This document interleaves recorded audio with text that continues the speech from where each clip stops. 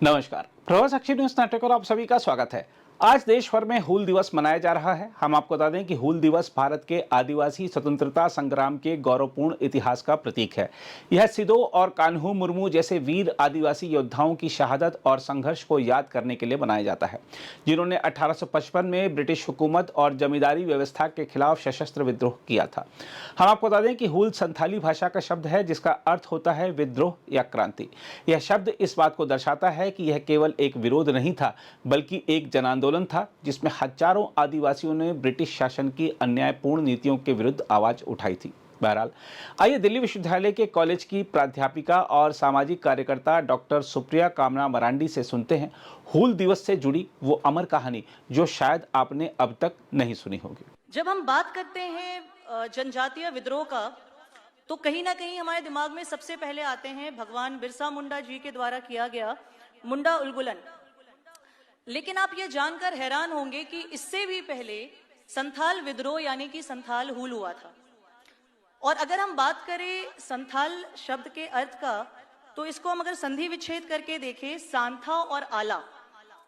सांथा का अर्थ है शांति प्रिय और आला का अर्थ है लोग, यानी कि संथाल का मतलब है शांति प्रिय लोग।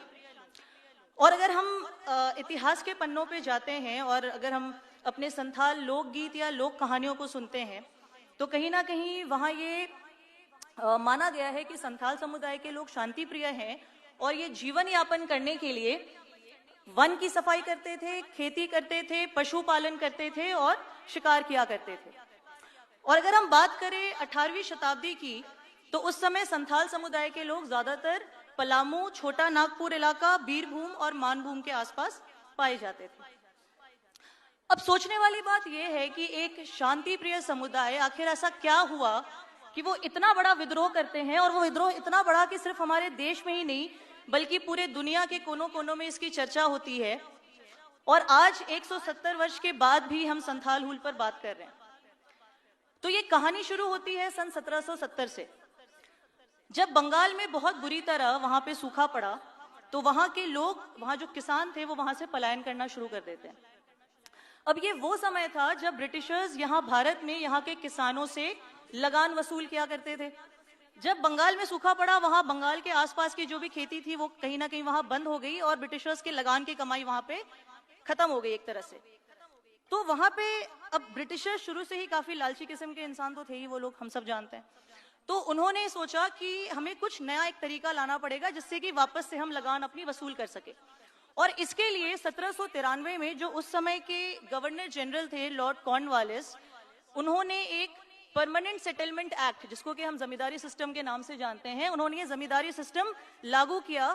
और इस जमींदारी सिस्टम के तहत बंगाल बिहार के आसपास जो भी जमीनें थी, वहां के जो भी जमींदार थे, जो भी महाजन थे, जो भी वहां के लोकल राजा महाराजा थे, उनको वहां का जमीन दे दिया, एक उसमें स्थायी, उनको आप कह सकते हैं ओनरशिप दे दिया। और उनको कहा कि इसके बदले आप हमें एक निश्चित लगान, एक निश्चित कर हमें आप देंगे। लेकिन वो कहीं ना कहीं उनको लगता है कि जो हमारी कमाई, जबकि जमींदारी सिस्टम से उनको अच्छी खासी कमाई मिल रही थी लगान से, लेकिन फिर भी उनका कहीं ना कहीं वहां लालच खत्म नहीं होता है। और वो सोचते हैं कि जो बंगाल के आसपास जो जंगल है, एक जगह है राजमहल हिल, तो वो सोचते हैं कि राजमहल जो पहाड़ी है, क्यों ना हम इस पहाड़ी को साफ करके यहां पर खेती करें और इस खेती से हमारे लगान की और ज्यादा कमाई होगी। तो ब्रिटिशर्स क्या करते हैं, वो राजमहल हिल, वहां पे उस समय मूल निवासी जो वहां के थे वो पहाड़िया जनजाति थे। ब्रिटिशर्स वहां जाते हैं और वो पहाड़िया जनजाति के लोगों से आग्रह करते हैं कि आप हमारे लिए यहाँ खेती करिए। पहाड़िया जनजाति के लोग उनको साफ साफ मना कर देते हैं। वो कहते हैं नहीं, हम आपकी कोई मदद नहीं करेंगे। अब ये वो समय था, मान के चलिए तकरीबन 1830 के आसपास का समय था, जब वहां पे राजमहल हिल के आसपास थोड़े बहुत संथाल पलायन करके आना शुरू हो चुके थे उस समय तक। तो ब्रिटिशर्स को लगा कि ये पहाड़ी जनजाति तो हमारी कोई मदद नहीं कर रहा है, क्यों ना हम संथाल जनजाति से बात करके देखें, क्योंकि इनका भी कहीं ना कहीं काम है वन की सफाई और खेती करना। तो ये क्या करते हैं, ये संथाल लोगों से आग्रह करते हैं, आग्रह, मैं शब्द कह रही हूं, आग्रह करते हैं शुरू में कि आप हमारे लिए खेती करिए। संथाल समाज के लोग उनके आग्रह को मान लेते हैं। इसके बाद तकरीबन 1832 की ये बात है, जब ब्रिटिशर्स वही राजमहल पहाड़ी के आसपास के इलाके को जिसको उन्होंने नाम दिया दामिनी को, वो इलाका वो वहां चिन्हित करते हैं और वो दामिनी को, जिसको कि आज हम संथाल परगना के नाम से जानते हैं, वो उसको चिन्हित करते हैं और वो वहां पे संथाल को कहते हैं कि आप यहाँ खेती शुरू कर दीजिए। ये समय था तकरीबन 1832 का, और देखते ही देखते 1850 तक में जहां 1830 के आसपास तकरीबन 3000 संथाल थे राजमहल पहाड़ी इलाका के आसपास, 1850 तकरीबन 20 साल के अंदर वो 83,000 हो गए, 83,000। और संथाल समाज के लोग ना शुरू से ही बहुत मेहनती रहे। उन्होंने देखते ही देखते इतनी अच्छी वन की सफाई की और इतना अच्छा खेती किया कि वहां उस क्षेत्र से जो लगान की कमाई होती थी ब्रिटिशर्स की, वो 2 गुना 3 गुना नहीं बल्कि 22 गुना तक बढ़ गया। अब कहीं ना कहीं ब्रिटिशर्स, जैसे मैंने पहले भी कहा था, लालची लोग, तो ये जो ब्रिटिशर्स थे इनको लगा कि जहां हमारी 22 गुना कमाई हो रही है लगान से, क्यों ना हम कुछ ऐसा करें जिससे कि ये जो संथाल किसान है इससे हम और ज्यादा लगान वसूल कर सके। तो इसके लिए उन्होंने जो संथाल परगना में जो उस समय जो जमींदार और महाजन थे उनसे उन्होंने कहा कि हमारे बिहाफ पे, हमारे बदले आप संथाल किसानों से लगान वसूल करिए। अब शुरू में तो सब कुछ ठीक था, लेकिन जब धीरे धीरे ये जमींदार और महाजन जब संथाल समाज के लोगों के साथ काम करना शुरू करते हैं तो उनको ये पता चलता है कि संथाल समुदाय के लोग बहुत ही सीधे सरल तरह के लोग हैं, और वो क्या करते हैं, धीरे धीरे धोखे से लगान बहुत ज्यादा बढ़ाने लग जाते हैं। और लगान इस हद तक बढ़ जाता है कि संथाल समुदाय के जो किसान हैं उनकी आर्थिक स्थिति धीरे धीरे बहुत खराब होने लग जाती है। यहां तक कि खेती करने के लिए, रोजमर्रा की जिंदगी में जीवन यापन करने के लिए जो पैसे की जरूरत है वो भी कहीं ना कहीं उनको कम पड़ने लगते हैं। अब यहाँ पे आते हैं महाजन। महाजन उनको कहते हैं आप चिंता ना करो, हम आपको उधार देंगे, हम आपको पैसे देंगे, आप अपना जीवन यापन अच्छे से करिए। संथाल इनके बातों में आ जाते हैं, और हम सब जानते हैं कि उस समय महाजनों का उधार किसी ने चुकाया है कभी नहीं, और यही हुआ, चुका ही नहीं पाते थे क्योंकि वो कभी खत्म ही नहीं होता था। और यही हुआ संथाल समुदाय के लोगों के साथ कि उनका उधार कितना भी वो पीढ़ी दर पीढ़ी काम कर ले, लेकिन ना उनका उधार कभी चुकता हुआ, ना कभी ब्याज चुकता हुआ। अब इसी वजह से धीरे धीरे जमींदार और महाजन जो थे उधार वापसी के नाम पर संथाल समुदाय के लोगों के जमीन को अपने नाम करवाने लग जाते हैं। कुछ धोखा से कह लीजिए, कुछ जबरदस्ती कह लीजिए। और यही नहीं, जब वो जमीन भी लेने के बाद भी अगर उनका ब्याज पूरा ना हो तो वो उनको बंधुआ मजदूर बना देते थे। और अगर एक बार संथाल समुदाय का कोई इंसान बंधुआ मजदूर बन गया तो वो मानसिक, शारीरिक और सामाजिक रूप से बुरी तरह प्रताड़ित होता था। अब एक तरफ से तो इनके तरफ से प्रताड़ित, अब यहां पे संथाल समुदाय के लोगों ने सोचा कि क्यों ना हम जाकर के ईस्ट इंडिया कंपनी, ब्रिटिश के जो ऑफिसर्स हैं उनसे जाके न्याय की गुहार लगाए। तो ये समय समय पर वहां जाते थे, वहां मदद मांगते थे, लेकिन ये ब्रिटिशर्स मदद करना तो दूर, उनको न्याय देना तो दूर, उनको पकड़ के पीटते थे और जेल में बंद कर देते थे। और इसी बीच एक और घटना होती है। साहिबगंज में उस समय रेल पटरी का निर्माण हो रहा था। अब जब साहिबगंज का अगर हम बात करें तो वहां आसपास सारे संथाल गांव हैं, तो वहां जब रेल पटरी का निर्माण हो रहा था तो वहां रेलवे कॉन्ट्रैक्टर्स जो थे, जो रेलवे इंजीनियर्स थे, और जो बाहर से जो लोग वहां पे आए थे, वो कहीं ना कहीं आसपास जो संथाल गांव जो था, वहां जो लोग थे वो उनके गांव में जाते थे। वहां पे जो भी उनका अनाज, फल फूल जो भी होता था वो सबको जबरन हड़प लेते थे और बदले में इनको कुछ पैसा भी नहीं देते। और इनको वो रेलवे लाइन के काम के लिए कौन चाहिए था, इनको चाहिए थे लेबर्स। तो इनको लेबर्स कहां से मिलते, वही आसपास जो संथाल समुदाय के लोग थे उनको ये लेबर की तरह काम करवाते सुबह से शाम, और बदले में इनको सिर्फ एक मुट्ठी चावल दे देते कि जैसे तैसे वो अपना पेट पाल ले। अब आप सोचिए कि ऐसे सिचुएशन में संथाल समुदाय की मानसिक स्थिति किस तरह की रही होगी। एक तरफ से जमींदार, एक तरफ से महाजन, ब्रिटिशर्स, लोकल पुलिस, हर तरफ से हर कोई इनका शोषण कर रहा था। और वो एक ऐसा समय आ चुका था कि शायद ही कोई संथाल परिवार इस शोषण का शिकार ना हो। और ऐसा ही एक परिवार झारखंड के एक गांव, भोगनाडी गांव में चुन्नी मांझी जी का था। चुन्नी मांझी जी के 4 पुत्र और 2 पुत्रियां, सिद्धू मुर्मू, कानो मुर्मू, चांद, भैरव, फूलो और झानो। और ये अब सोचेंगे कि इनका नाम मुर्मू और पिताजी का नाम मांझी ऐसे कैसे। असल में हम संथाल समाज में जो गांव के प्रधान होते हैं उनको हम कहते हैं मंझी हड़ाम। तो ऐसा हम मान सकते हैं कि शायद ये चुन्नी मुर्मू जो रहे होंगे, ये अपने गांव के प्रधान रहे होंगे, जिससे कि इनको चुन्नी मांझी का नाम मिला।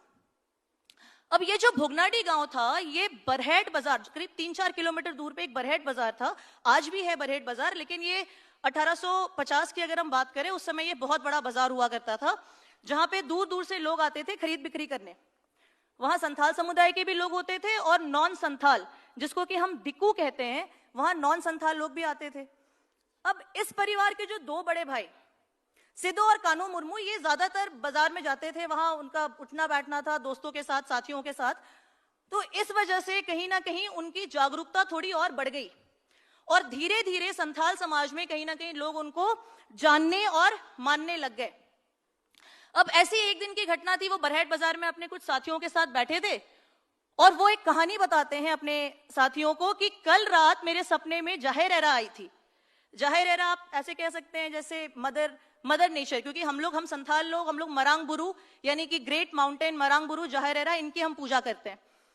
तो वो कहते हैं कि मेरे सपने में देवी माँ आई थी और उन्होंने मुझे कहा कि तुम्हारा जन्म संथाल समाज में इसीलिए हुआ है कि तुम संथाल समाज के लोगों को ब्रिटिशर्स के चंगुल से बचा सको और अपनी धरती को ब्रिटिशर्स के चंगुल से हटा सको, फ्री कर सको। अब इसमें जब ये इन्होंने अपने साथियों को ये कहानी सुनाया, तो धीरे धीरे ये खबर भी हर तरफ फैल गई कि सिद्धू और कान्हू मुर्मू शायद हमें ब्रिटिशर्स के चंगुल से बचाएंगे। इसी बीच अभी जैसे खगेन मुर्मू जी ने भी और संजय बहादुर जी ने भी बात की, 30 जून 1855 की ये बहुत ही महत्वपूर्ण दिन है। इसी बीच 30 जून 1855 को भोगनाडी गांव, जो कि मैंने आपको बताया इनका गांव था, वहां पे ये करीब, कहीं लिखा है 30,000, कहीं लिखा है 20,000, हम मान के चलते हैं करीब 20,000 लोगों को इन्होंने अपने भोगनाडी गांव में इकट्ठा किया। अब आप सोचेंगे उस समय तो ना फेसबुक, ना व्हाट्सएप, ना ट्विटर, तो कैसे उन्होंने संदेश पहुंचाया होगा सबको। तो ये एक जो संदेश पहुंचाने का तरीका है, आज भी संथाल परगना में ये बहुत प्रचलित है कि साल के पेड़ के टहनी को लेकर के अगर कोई इंसान किसी हाट बाजार में जाता है, तो जो भी हाट बाजार में आसपास 10-15 गांव के लोग आए हैं, वो उस व्यक्ति को अगर दिखेंगे उस साल के पेड़ के टहनी के साथ, तो समझ जाएंगे कि इस व्यक्ति के पास कुछ संदेश है, और वो खुद ही जाके बल्कि उनसे पूछेंगे कि क्या हुआ भाई, कोई संदेश है तुम्हारे पास। तो कुछ यही तरीका उन्होंने 1855 में इस्तेमाल किया और करीब ऐसा माना जाता है करीब 400 से 500 गांव के लोग तक ये संदेश पहुंचाया गया था हाट बाजार में, ऐसी साल का पेड़ का टहनी ले जाके। और इसी वजह से 30 जून 1855 भोगनाडी में तकरीबन 20 से 30,000 संथाल समुदाय के लोग वहां इकट्ठा होते हैं। और ये जो लोग आए थे, इसमें बुजुर्ग भी थी, महिलाएं भी थी।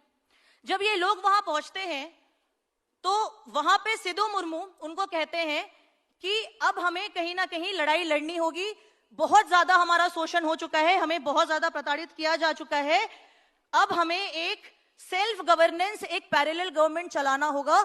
जो भी लगान वसूल करते थे ये जमींदार, अब वो वसूल ना करे, अब ये लगान हम खुद वसूल करेंगे और हम अपने लोगों के भलाई के लिए इसको इस्तेमाल करेंगे।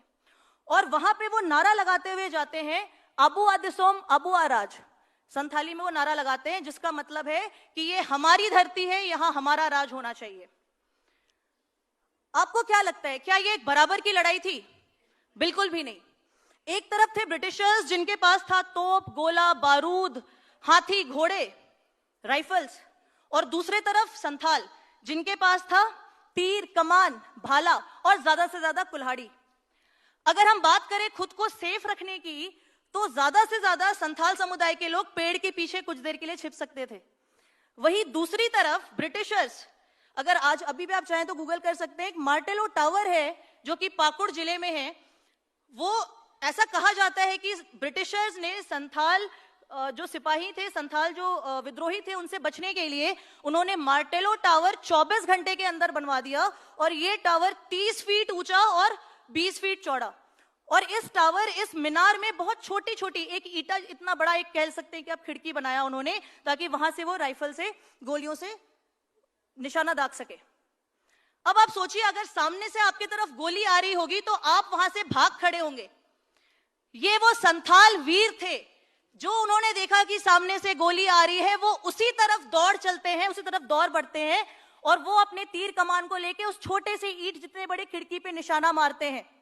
ये कहीं ना कहीं इनके बहादुर इनके वीरता को दिखाता है। इसी के कुछ दिन बाद 7 जुलाई 1855 ये एक उपन्यास है जो रॉबर्ट कस्टर्ड ने लिखा है, हरमास विलेज नाम का एक उपन्यास है। इस उपन्यास में वो बताते हैं कि आमड़ापाड़ा जिले का एक व्यापारी था जिनका नाम था कीनाराम भगत। कीनाराम भगत ने महेशपुर के दरोगा को घूस दिया और घूस दे करके बोला कि आप गरभू मांझी और हरमा मांझी को गिरफ्तार कर लीजिए, झूठा कुछ भी केस बना के। हरमा मांझी, गरभू मांझी दोनों संथाल समुदाय के लोग थे। जब ये खबर हरमा मांझी के दोस्तों को मिली, इनके दोस्तों का नाम था लखोन और चंपाई, जब इनके दोस्तों को ये खबर मिलती है तो वो दौड़ते दौड़ते जाते हैं दरोगा के पास, विनती करते हैं कि हमारे दोस्त को कृपया करके छोड़ दे। अब इनकी विनती तो नहीं सुनते हैं, बल्कि उल्टा इनको भी बुरी तरह मार पीट करके इन दोनों को भी साथ में बंदी बना लिया जाता है। अब जब हम बात करते हैं संथाल हुल की, तो साम परगना को हम उनका जिक्र करना बहुत जरूरी है। साम परगना, इनका नाम साम टूडू था, संथाल समुदाय के वो थे और बहुत ही पढ़े लिखे और बहुत ही कह सकते हैं समझदार व्यक्ति थे। और इनको संथाल हुल का चाणक्य भी बोला जाता है, क्योंकि शुरुआत में इन्होंने ही कहीं ना कहीं संथाल समुदाय के लोगों में ये एक भावना पैदा की थी कि हम अब और नहीं दबेंगे। और एक तरह से आप कह सकते हैं कि जो आपके सिद्धो और कान्हो मुर्मू को कहीं ना कहीं इन्होंने ही गाइडेंस दिया था। तो जब उनको ये खबर मिलती है, वो दरोगा को ये बोलते हैं कि कृपया करके आप इन चारों को छोड़ दें, लेकिन वो साम परगना की भी वो बात नहीं मानते हैं। अब आप एक बार ये सिचुएशन इमेजिन करके देखिए कि इन चारों को कैदी बना लिया गया है और वो अमड़ापाड़ा जो जगह है वहां से इनको ले जा रहे हैं भागलपुर जेल की ओर। अब उस समय तो ऐसा कुछ होता नहीं था, गाड़ी वगैरह, तो वो पैदल ही जा रहे थे। तो ये थे साथ में केनाराम भगत, दरोगा केनाराम भगत, कुछ 6-7 आपके वहां पे और पुलिस वाले और 3-4 वहां पे और कुछ महाजन और जमींदार थे। और ये 4 लोग जो बंदी बने हुए थे, इनको रस्सी से ऐसे बांध करके पैदल पैदल ले जाया जा रहा था आमड़ापाड़ा से भागलपुर जेल में बंद करने के लिए। अब भागलपुर जेल बहुत दूर, पैदल पैदल एक दिन में तो वहां पहुंचेंगे नहीं।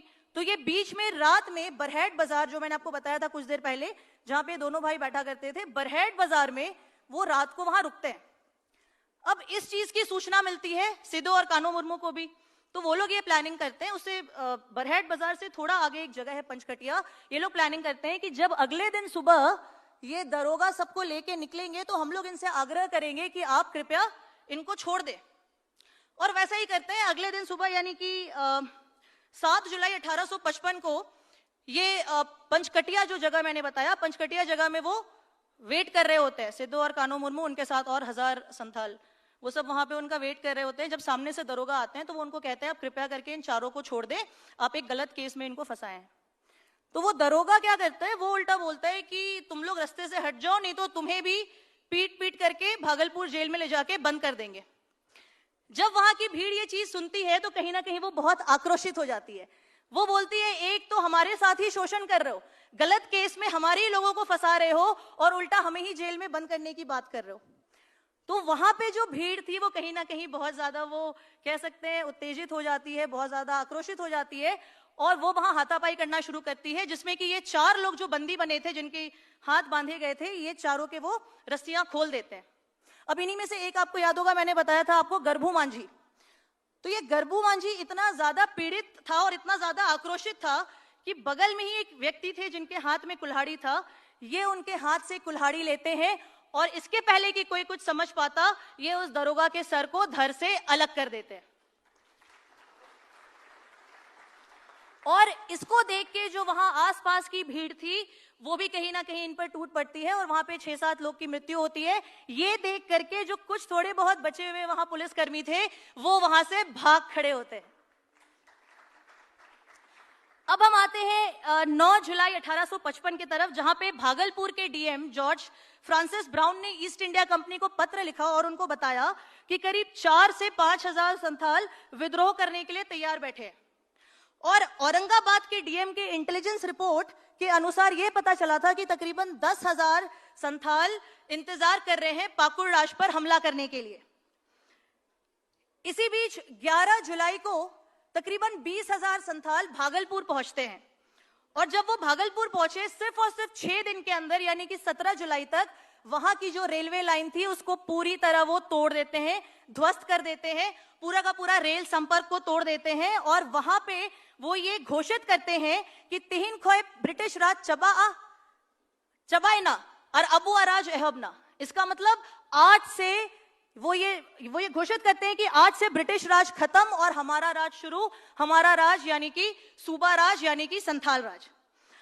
इसी बीच की एक घटना है 15 जुलाई 1855 की, जब ब्रिटिश आर्मी ने कुछ संथाल सिपाहियों को, कुछ संथाल वीरों को नारायणपुर, जो कि वेस्ट बंगाल में है, वहां पे उनको कहा कि आप आत्मसमर्पण कर लें।